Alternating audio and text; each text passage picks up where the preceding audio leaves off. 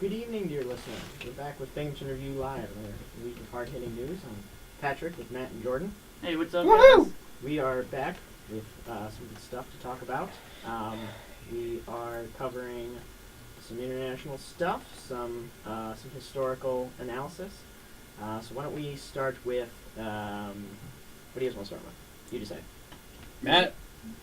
Sure. Sure. Mine is about policies of the Woodrow Wilson era. So my premise was that the United States has made a bunch of mistakes through history, and usually we acknowledge those mistakes, like either going into Iraq or pulling out of Iraq, the Vietnam War, whatever it is.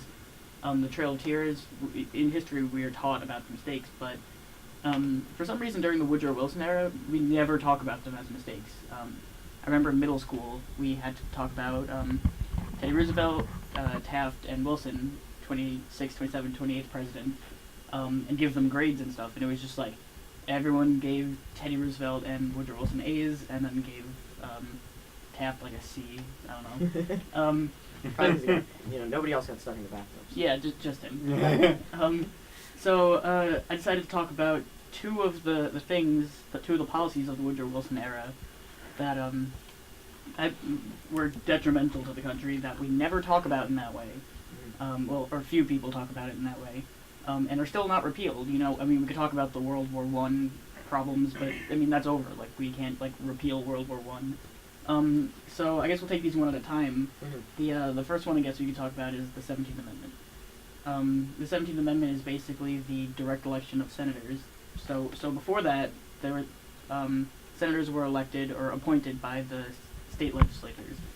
So every state has 2 senators, and in New York, basically, let's take for example the New York State Legislature would appoint 2 senators to United States Senate, and the House would be elected by popular vote.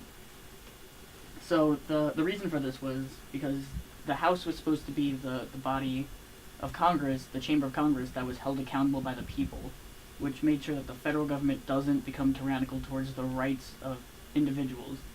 And then the Senate, who was appointed by the state, they were the chamber that was held accountable by the states.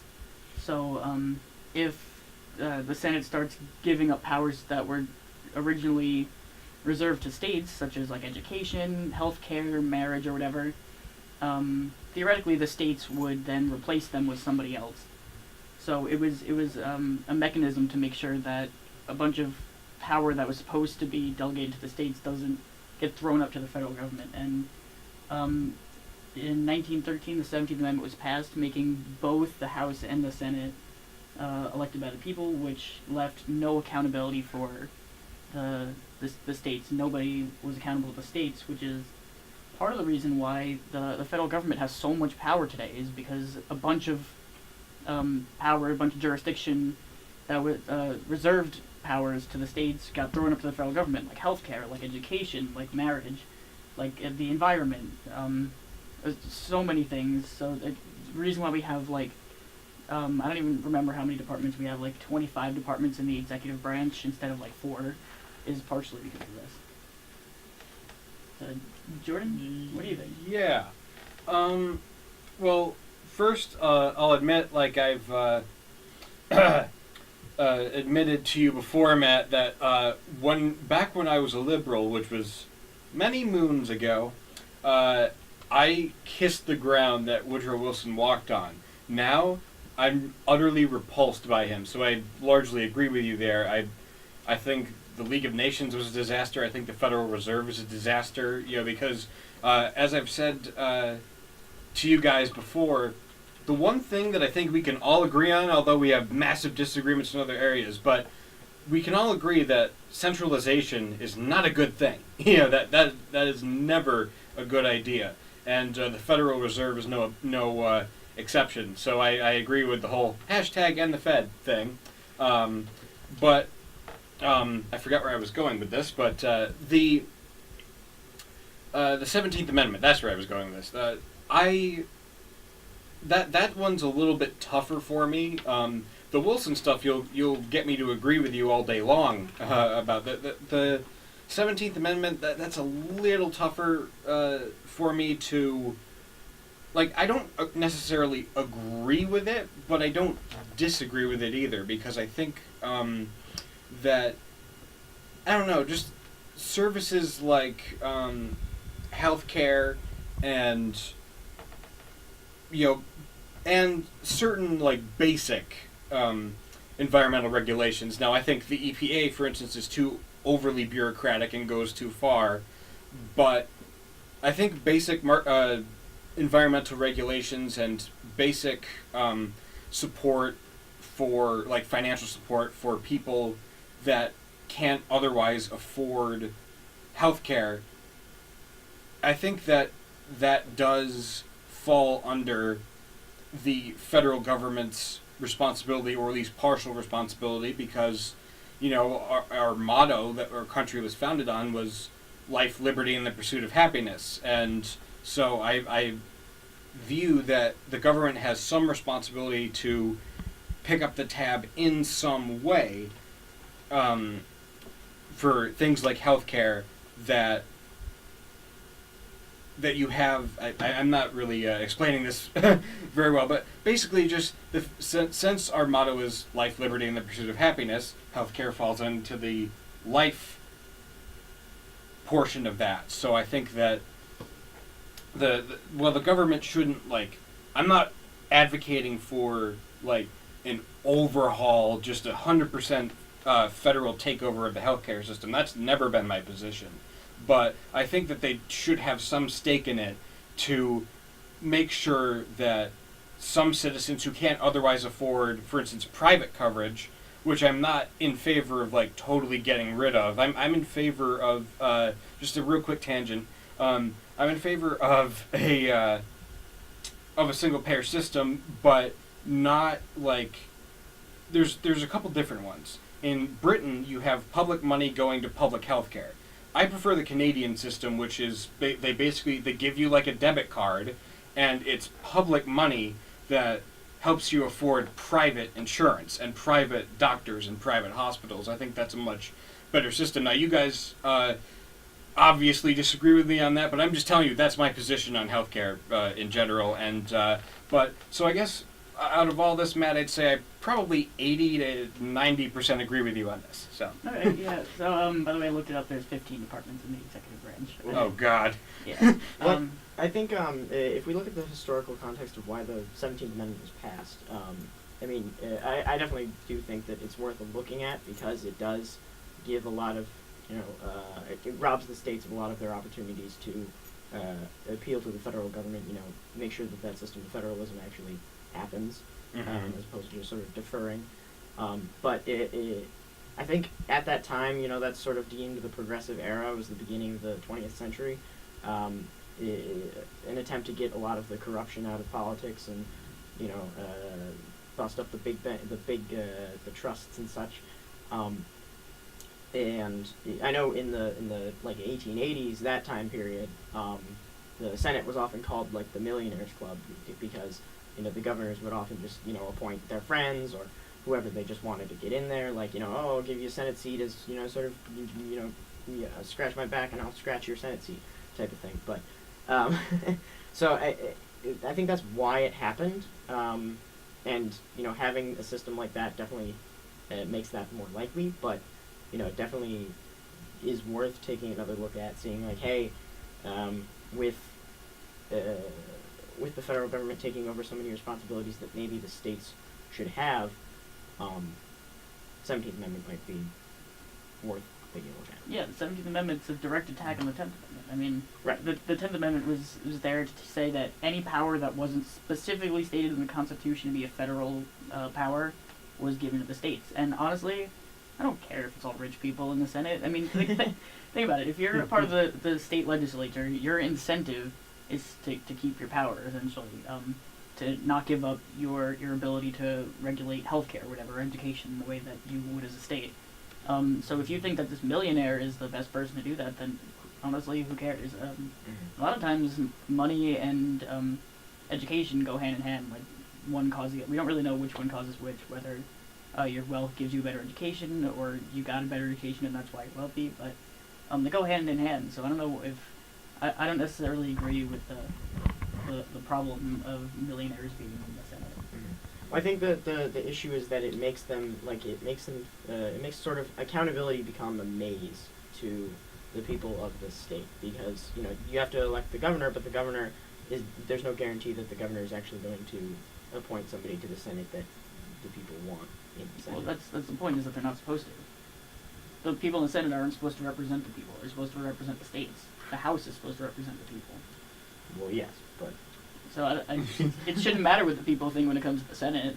Oh man. All right, sure. Anyway, That just broke my heart. that broke my heart. my other issue with Woodrow Wilson was the Federal Reserve, which was also passed in 1913. That's a central bank that's supposed to steer the economy through inflationary and contractionary policy, which they do by inflating or decreasing the money supply. And here's where a lot of people really don't talk about this. This is called the Austrian School of Economics, and most people don't actually even know or think about this at all. Jordan's having nightmares. So basically, this theory, this economic theory, is that the Federal Reserve sends out false signals to the economy by artificially lowering the interest rates.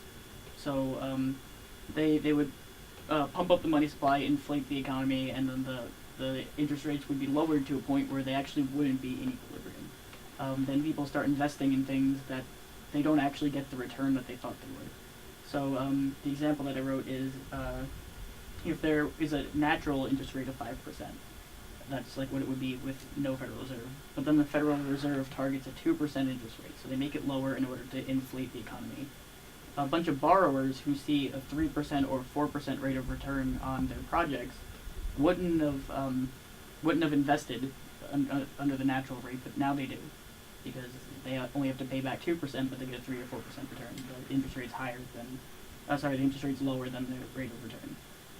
So that's called malinvestment, where people are investing in projects that there's actually no demand for in the economy, and that creates a large bubble in the economy, which that's what a bubble is. It's when there's a bunch of investment in something where there's no demand for it, and then when the bubble pops, you get something like a recession. And the worst part about it with the Fed is when we go into a recession or something, the Fed likes to lower the interest rate even more to try to combat that, but that's just adding to the problem, making that bust, like we talked about the boom and bust of the business cycle. The bust becomes even stronger once it does happen, when we get to 0% interest rate, which we've been at for a while. Now we're up to 2.25% interest rate. The Fed just targeted last week. So we're getting back up to whatever. I mean, I don't know what the natural rate is because we don't go by that anymore. We go by what the Fed wants the federal funds rate to be. So basically, the Fed just alters the economy in ways that it shouldn't. Mm-hmm. Fair. Yeah, I have to agree with that. And yes, Pat, you're right. I kind of cringed a little bit when Matt brought up the Austrian school. I cringed a little bit, but in this case, I think they're right. I will concede that in this case, it's just.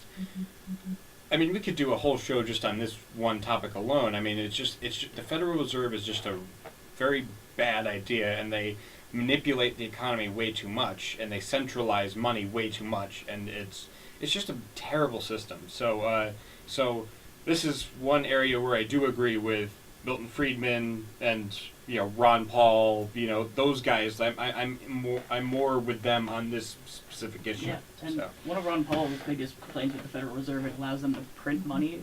They just create money out of thin air, and that's been used to fund a bunch of the guns and butter of the United States since Woodrow Wilson, which guns would be wars and butter would be welfare. So we're paying for things that we can't actually afford by printing money. And if you ask for my solution, which I'd say get rid of the Federal Reserve and go back to a gold standard. That one we'll agree to disagree on. Like I said, we could do an entire show just on this one topic. Even the gold standard, we could do one topic. But for now, I'll just leave it at I disagree with the gold standard. We have not actual gold, but pegging the dollar to a value of gold, so that way it stays constant. I'm not for getting rid of dollar bills and just using it. Oh no! Just being clear to the people who are listening. Trades in drachmas now. It's been like that since. It's been that way for all of United States history except for Nixon. So I know a bunch of people who are listening now are probably like, gold standard, what are you talking about? But it's really not that insane of an idea if you really look into it. I just wanted to clarify it for people who are like, what? It's just pegging the value of a dollar bill to some value of gold, which makes the value of a dollar stay stable instead of like fluctuating every single day and devaluing, which it's devalued like 80% since the dollar bill was taken off of the gold standard. So, just to clarify, I'm not some crazy guy. Fair. So on the economic topic, maybe we'll switch to Jordan's now. We got some current event international trade deals going on. The best deals, if you may say. Yes, they're tremendous, arguably. Huge. So I hope this deal doesn't fail big league, but anyway, so on Monday, President Trump announced this new trade deal that is going to replace what we now know as NAFTA, the North American Free Trade Agreement, and this is actually one of the issues where I supported Trump on. This is one of the very few issues where I was like, yeah, he's right. We should pull out of NAFTA and renegotiate with it because, I'm not that big of a fan of like free trade deals because although there are advantages to it, obviously, like especially in something, for instance, like the field of politics, there's very little areas where it's black and white. So yes, there are some advantages to free trade, but there are also, they also allow for instance, a lot of American jobs to be shipped overseas, which is what NAFTA did. And that's why, for instance, President Trump won a lot of Rust Belt states, is because he was saying on the campaign trail that let's renegotiate NAFTA, let's get out of it and renegotiate with Canada and Mexico and see if we can get those jobs back. And that's something that, again, I agreed with him on. And so basically this new deal is called the USMCA. It's the United States, Mexico, Canada Agreement, and it's supposed It to... rolls off the tongue. All right, I guess. Yeah, I mean, USMCA... Usmaka. Actually. I love it. It's not, as... it's not as verbally pleasant as NAFTA. But anyway, regardless, it's supposed to, according to the president, it's supposed to bring back hundreds of thousands of jobs. And I hope, like I said, I hope that's true.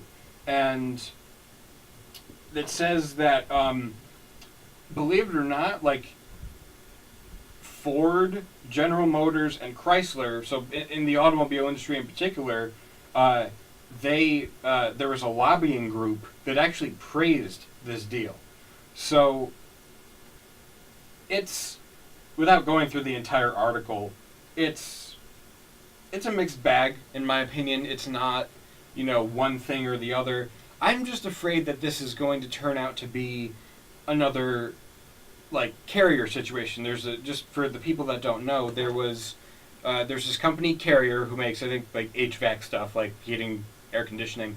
And so President Trump offered tax breaks to this company, and they were supposed to bring back jobs from Mexico.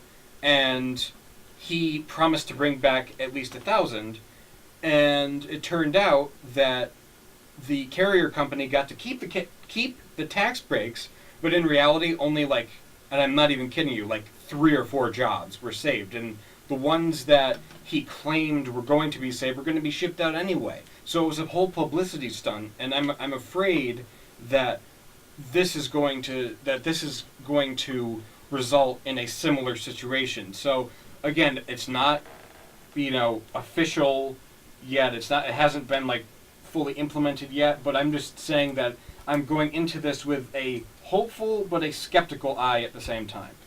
Well, what's the major difference between this one and NAFTA? Like, what is the renegotiated thing? I mean, I can take you through some of it while he looks into it. Yeah, what do you know? So first of all, I just want to say before I start, one of the first articles I read about this deal is about its length and name. I know we were just joking about it. So this is now the only trade deal that's 5 syllables. USMCA. It's crazy. Oh. It's crazy, right? Yeah. No, but anyway, so I think President Trump negotiated this brilliantly. I don't think it's the perfect deal. Just like when we had like the skinny repeal of Obamacare, it wasn't perfect, but like it still should have been passed. Same thing with the USMCA. It still should be passed. It's not perfect. So the way he negotiated it was he first went to Mexico and excluded Canada. He was like, Yes, I remember that. I enjoyed that actually. Like- I was like, you go, boy. Yeah. He was like, NAFTA's done. I'm going to Mexico. Canada will think about talking to you. It was great. And I love it because, first of all, when you have a lot of leverage as a country when it comes to trade deals, which obviously the United States has leverage over Mexico, we're a bigger economy. You know, a lot of we're basically the world economy at this point. It's easier to use that leverage when you do a bilateral trade deal. So if I have a lot of leverage on Patrick, it's easier to get something from him as opposed to if I'm trying to negotiate with Patrick and Jordan. Right. It makes more sense. And not only that, but it put Canada on the outside. We're like, whoa, wait, what? Can we be a part of this? Because like, if we have a United States-Mexico deal and Canada's just excluded, their economy is going to tank. Like, they know they need us. So it allowed President Trump to get more concessions from the Canadians once they joined in. And Trudeau actually said that. That was like one of the first things he said when he walked out of that deal. He said, we had to concede a lot to the United States, and we ultimately did. Yeah, this article says that. Yeah, so some of the differences in the deal is it gives more market availability to dairy farmers, especially in Canada, which was a huge deal. That was like the United States' #1 priority going into this deal. It fights against currency devaluation, like artificially in order to favor your trade ratio, exports to imports. It changes a lot of the car manufacturing rules, so it increases the amount of parts that have to be created in the United States, Mexico, or Canada in order for it to qualify for zero tariffs, which basically just strengthens the economies, the manufacturing economies of all 3 countries. So that's a great thing. It provides like union rights. It requires higher wages too, especially for the auto industry. Like if your wages are too low, not only can you be sanctioned, not only could you be sanctioned, but the tariffs get reapplied. So especially for Mexico, because the United States, our wages are already over with that number, so it won't affect us at all. But Mexico's wages are lower. I think it's $16 per hour.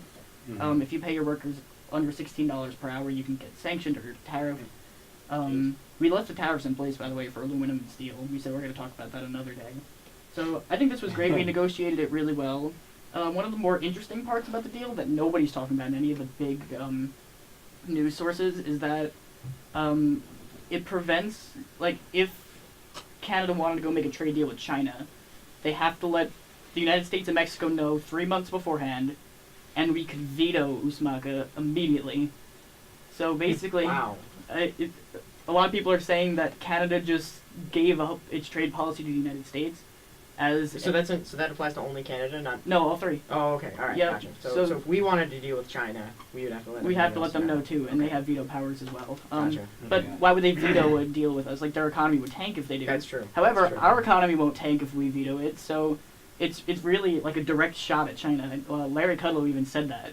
He said it's a direct Wow. shot at a country whose name begins with C and ends with A. It's over there in Asia. I don't know why he had to say it that way. We got to narrow that one down. It's Cambodia, isn't it? Yeah. But yeah, this is the start of. They said it's supposed to show China that all 3 of us are acting as one, and we're trying not to let them become the economic powerhouse of the world. And I think that's really interesting, and I think it's good, to be completely honest. Okay. Yeah, it also said, just a quick note, that Matt alluded to the Canadian dairy farmers, and they're really angry at Trump for this, because it's like, they're just like, you bastard, you're gonna interfere in our, affairs now. It's like, well, we gotta have dairy too. We like our cheap dairy too. So it's like, it's like I said, the deal is a mixed bag, and I am pretty skeptical about it. But so far, I would say on Trump's part, as much as it pains me to say this, job well done. Yeah. Yeah, and it lets him tell his base that it's another promise fulfilled. I mean, he could fulfill 2 promises in a week with USMCA and if Kavanaugh gets confirmed. Mhm. So that's going to rile the base up for the midterms. Not that I don't think we're going to win in the midterms. I think it's going to look bad for Republicans, but it's going to help for sure. And I know a bunch of people said that this deal is a lot better for Democratic issues than most Democratic presidents or administrations could get themselves because of like the union and worker laws. So if this doesn't get passed by Congress, I'm going to freak out because it's literally going to be just because they don't like Trump.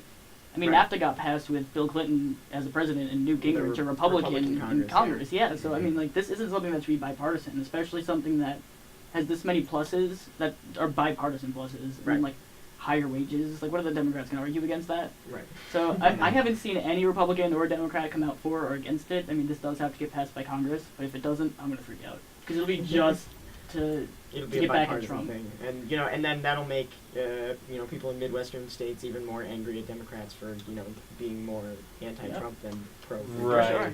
Yeah. right, and that's like part of, for instance, what lost the Democrats the Rust Belt. The Rust Belt is also known as the Democratic firewall because Democrats always win in the Rust Belt, and Trump offered them something. Hillary offered them nothing except, I'm a woman, therefore vote for me.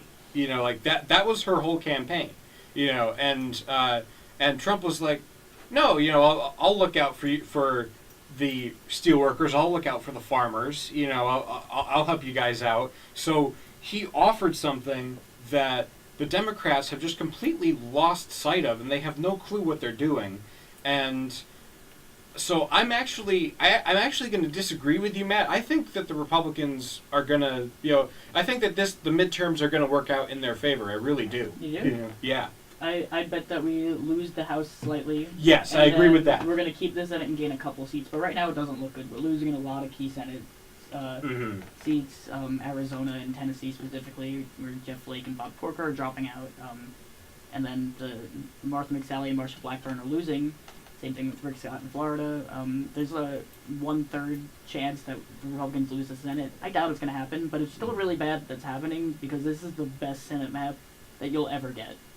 Like, there are 26 seats up that are Democrats and only 9 for Republicans. Mhm. So we have 26 opportunities to gain, and they only have 9, and we have a 1/3 chance of losing the Senate. This is insane. I guess we'll see. Yeah. So Yeah. yep. So midterms are going to be about a month. Yeah. I'm sure you read up on all the issues and consider carefully who to vote for. So speaking back to Matt's topic earlier, if you are interested in reading more about his take on these issues, the newest issue of Binghamton Review is out around campus this evening, plus online, so you can check it out there if you're interested. But I think we're going to wrap up there, if that's okay with you guys. Yeah, we won't be here next week. That is Yeah. true. We will not. Yes, thank you for reminding me. We will not be here next week. Apparently, it's break. I was not aware. But apparently, it is. So our show will be canceled next week. But we'll be back in 2 weeks. Yes, 2 weeks. Yeah. So I know you're gonna have to hold out until then, but I know it's tough, but hang in there. You can do it. it's gonna be hard. But yes. So thank you guys so much for watching. Not watching, listening. Sorry. Thank you so much for listening. Hope you have a lovely rest of your evening.